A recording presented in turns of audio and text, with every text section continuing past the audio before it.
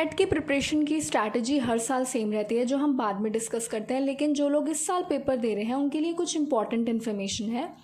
Application 13 जुलाई तक submit कर सकते हैं। एग्ज़ाम 1 अगस्त के लिए एक्सटेंड हो गया है और ऑफलाइन मोड में पेपर होता है, जिसके एग्ज़ाम सेंटर्स हैं ये। क्वेश्चन पेपर पैटर्न की बात करें तो किसी भी सब्जेक्ट का पेपर हो, आपके पास 60 क्वेश्चंस होंगे और 17 मिनट्स उन्हें सॉल्व करने के लिए। हर करेक्ट आंसर के लिए 2 मार्क्स और हर गलत आंसर के लिए हाफ मार्क की नेगेटिव मार्किंग। सिलेबस में वैसे तो 11-12 के सारे ही चैप्टर्स इंक्लूड होते हैं, लेकिन अगर आपको एक बार टॉपिक्स रिविजिट करने हैं तो मैंने लिंक डिस्क्रिप्शन में प्रोवाइड कर दिया है। यूट्यूब पे आपको ऐसी कई सारी वीडियोस मिलेंगी जो पेपर क्लियर करने के लिए आपको बहुत सारे कोचिंग सेंटर्स ज्वाइन करने के लिए कहेंगी। पर आप खुद सोचिए, 11-12 का सिलेबस हम ऑलरेडी पढ़ चुके हैं, जिसके लिए हम में से बहुत सारे लोगों ने ट्यूशन्स लिए थे। पिछले कई साल के रिजल्ट्स ये बताते हैं कि आपकी सेल्फ स्टडी और टाइम मैनेजमेंट ही सक्सेस के की इंग्रेडिएंट्स हैं। 11-12 का सिलेबस तो आप पढ़ ही चुके हैं। ज़रूरत है एक ऐसे डेडिकेटेड रिवीजन की जिसमें आपके सारे टॉपिक्स कवर हो जाएं और ऐसी प्रैक्टिस हो जाए कि पेपर के टाइम पर स्पीड रिलेटेड इश्यूज ना हो। मैं वर्स्ट केस लेके चलती हूँ और ये मान लेती हूँ कि एक भी टॉपिक रिवाइज्ड नहीं है। Assuming that there are 90 topics, तो हम एक 35 डे टारगेट सेट करते हैं। अगर हम एक दिन में 3 टॉपिक्स को थॉरली रिवाइज करते हैं, 30 डेज में हमारा सारा सिलेबस रिवाइज हो जाएगा।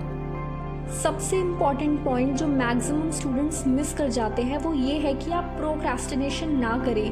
काफ़ी टाइम है ये सोचकर अपने आज का टॉपिक कल पर ना डालें। सबके नंबर ऑफ टॉपिक्स अलग अलग हैं। कुछ लोग बहुत पहले से प्रिपेयर कर रहे हैं जिनका काफ़ी कोर्स रिवाइज हो चुका है, बट बेसिक पॉइंट ये है कि आपने जो भी टारगेट पर डे के हिसाब से सेट किया है आप उसे कंप्लीट करो, और ऐसे कंप्लीट करो कि कोई भी डाउट ना रह जाए।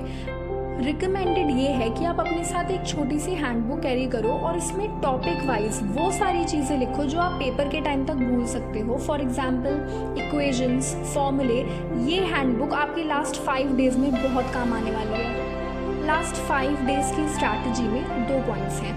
फर्स्ट, कि आप अपने सारे नोट्स रिवाइज करो जो कि वो हैंडबुक में थे, और सेकेंडली रिलैक्स करो, मेडिटेट करो। इस पॉइंट पर आके माइंड स्ट्रेस फ्री होना बहुत ज़रूरी होता है।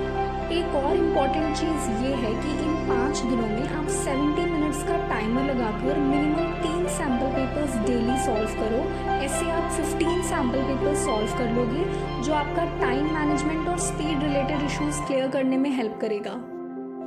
होता ये है कि 10 मिनट आंसर्स मार्क करने में कंज्यूम हो जाते हैं। So you actually have only 1 minute to solve each question, as we have 60 questions.